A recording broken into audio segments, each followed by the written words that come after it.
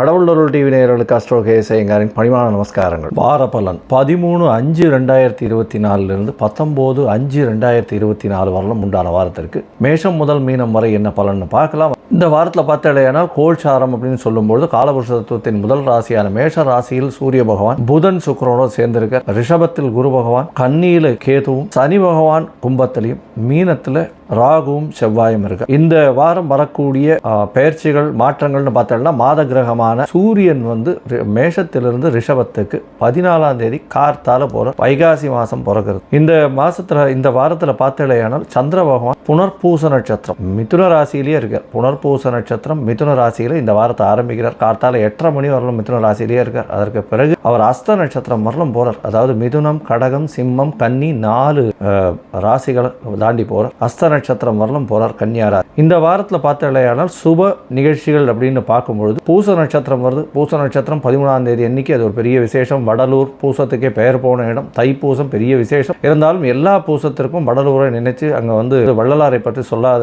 ஒரு நாளே இருக்காது. அஷ்டமி, அதாவது வளர்பிறை அஷ்டமி இந்த வாரத்தில் வருது. வளர்பிறை அஷ்டமி 15ஆம் தேதி வருது. நார்மலாக தேய்பிறை அஷ்டமிக்கும் வளர்பிறை அஷ்டமிக்கும் காலபைரவரை வணங்குவா. இருந்தாலும் காலபைரவரை வளர்பிறை அஷ்டமியில் வணங்குறவா தேய்பிறை அஷ்டமியில் வணங்காமல் இருக்கிறது சால சிறந்தது. ஏன்னா வளர்பிறை அஷ்டமியில் வணங்கக்கூடிய பைரவரை போய் வணங்கிட்டு வர்றதன் மூலியமாக நீங்கள் கேட்ட வரங்கள் அத்தனையும் கிடைக்கக்கூடிய வாய்ப்பு உண்டு. ஞாயிற்றுக்கிழமை, அதாவது 19ஆம் தேதி அன்னைக்கு ஏகாதசி, சர்வ ஏகாதசி அன்னைக்கு வைணவர்களுக்கு ஒரு பெரிய ஏற்று. சரி, இந்த வாரத்தில் பார்த்த எந்தெந்த ராசிக்காரர்களுக்கு சந்திராஷ்டமம்னு பார்க்கும்பொழுது சந்திராஷ்டமம் விருச்சிக ராசிக்கு இருக்குது. கார்த்தால ஒரு 8:30 மணி வரலாம். அதற்கு பிறகு விருச்சிக, தனுசு, மகரம், கும்பம் 4 ராசிகளுக்கும் சந்திராஷ்டம காலமாக இருக்கும் இந்த வாரம்.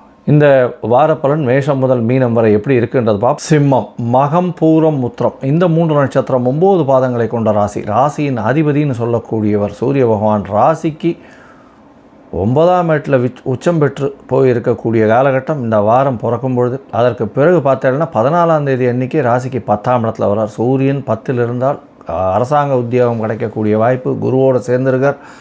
நல்ல ஒரு ஏற்றம் இருக்கும். அதாவது குருவோடு சேர்ந்து இருக்கக்கூடிய சூரியன்றதுனால பதவிகளில் பெரிய உயர் பதவி கிடைக்கக்கூடிய வாய்ப்புகள் இந்த சிம்மராசிக்காரர்களுக்கு இப்போ உண்டு.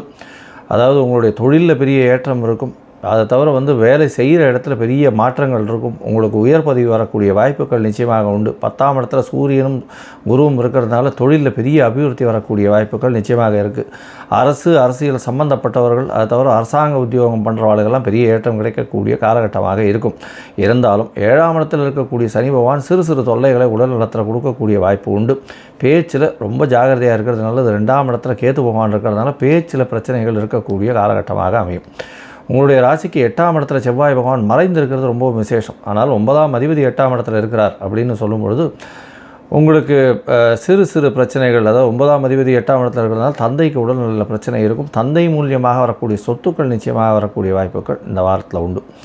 இந்த வாரத்தில் பார்த்தாலேயானால் உங்களுடைய ராசிக்கு 2ஆம் இடத்துல இருக்கிற கேது பகவான் பேச்சில் பிரச்சனைகள் கொடுத்தாலும் பண வரவிற்கு பஞ்சம் இருக்காது, கவலைப்பட தேவையில்லை.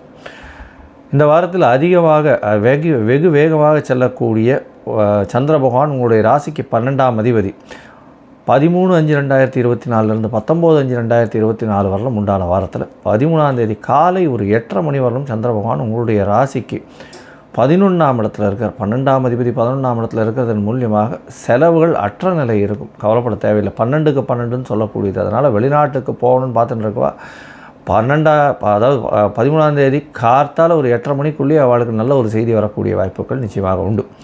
உங்களுடைய ராசிக்கு 12ஆம் இடத்துல சந்திர பகவான் வரார். அதாவது 13ஆம் தேதி கார்த்தாலிருந்து 15ஆம் தேதி மாலை ஒரு 6-6:30 மணி வரலும் இருக்கக்கூடிய காலகட்டம். இந்த காலகட்டத்தில் பார்த்தாலேயானால் 12ஆம் இடம் வலுத்து போகிறது. 12ஆம் இடம் வலுத்து போகிறதும் சுபத்துவம் அடையிறது, தனித்த சந்திரனாக இருக்கக்கூடிய காலகட்டமாக இருக்குது.